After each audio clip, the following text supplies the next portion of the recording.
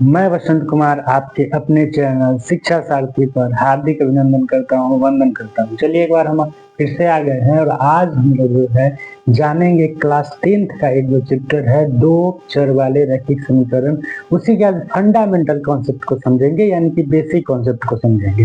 तो चलिए देखते हैं। तो यदि समीकरण का शर्त जो है अगर ये दे दे, अगर ये ऐसा दे दे कि a1 बट्टा a2 बराबर नहीं हो b1 बट्टा b2 के, तब उसका जो है ग्राफीय निरूपण कैसा होता है? प्रतिच्छेदी होता है। क्या होता है? प्रतिच्छेदी होता है।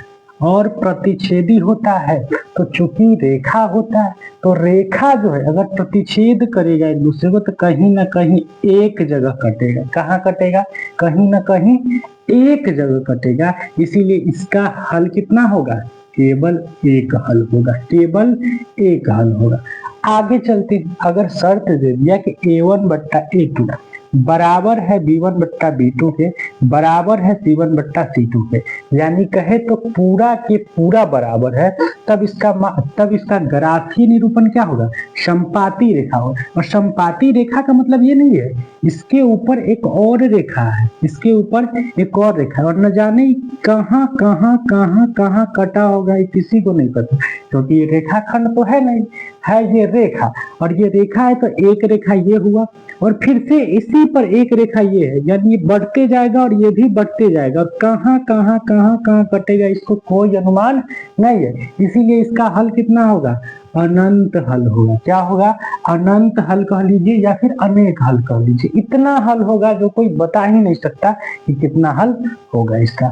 आगे चलते हैं। अगर शर्त दे दिया कि a1 बट्टा a2 बराबर है b1 बट्टा b2 के, लेकिन बराबर नहीं है c1 बट्टा c2 के, बराबर नहीं है c1 बट्टा c2 के, तब क्या होगा? ये समांतर रेखा होगी। समांतर रेखा, क्योंकि ये कहीं भी नहीं कट रहा है, समांतर रेखा कभी भी एक दूसरे को प्रतिच्छेद नहीं करती है, इसलिए इसका कोई हल नहीं होगा। एक बार प्रतिच्छेद किया इसीलिए एक हल। अनंत बार, कितना बार प्रतिच्छेद करेगा कोई नहीं जानता, तो इसका अनेक हल कह लीजिए चाहे अनंत हल कह लीजिए। ये जो है समांतर रेखा, ये कहीं पर एक दूसरे को प्रतिच्छेद नहीं करेगी, यानी एक बार भी नहीं कटेगी, तो इसका एक भी हल नहीं होगा, यानी इसका कोई हल नहीं होगा। अब जान लीजिए, अब इसका कभी कभी प्रकृति भी पूछ देता है। प्रकृति क्या पूछता है? ये संगत है या फिर असंगत है। तो सीधा याद रखिएगा, जिसका हल होगा वो क्या होगा? संगत होगा। तो इसका हल है ये संगत है, इसका हल है ये संगत है। ये अनेक हल, इसका भी हल है, तो ये क्या है? संगत है। इसका हल नहीं है तो ये क्या है? असंगत है। याद रखिएगा, जिसका कोई भी हल निकल जाए वो क्या होगा? संगत होगा। तो इसका एक हल है ना, इसलिए संगत है। इसका अनेक हल है ना, इसलिए संगत है। इसका कोई हल नहीं है, इसलिए क्या है? असंगत है। और कभी कभी एक और चीज दे देता है, आश्रित। आश्रित इसको बोल देता है ये आश्रित है। तो ये आश्रित क्यों है?